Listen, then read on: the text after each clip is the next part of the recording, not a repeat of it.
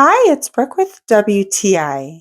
Do you have a fun painting project to do, or maybe you just got to get to work? One thing that really helps me is doing it right the first time.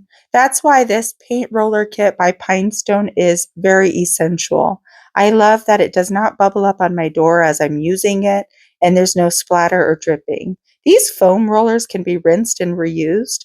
It's nice that they provide 11 of them, and it has a concave edge, so it gives me a straight painting edge, which is great for my door here, which is a little more detailed. And when you want to have fun with different colors, this would be really practical as well. It really did a great job of giving me that gorgeous smooth finish on my door. I want it to be attractive and pleasant to look at, especially after all the work I put into it. This really made it easy, especially on the edges, and it doesn't hit the areas where I don't want it to hit, especially like the corners where it tends to be a little trickier. I also like the handle going up high was not the easiest, but this made it that much better, just being able to handle those higher areas with my arm up in the air. The handle is very ergonomic and it's rust proof, so you can rinse and reuse that as well.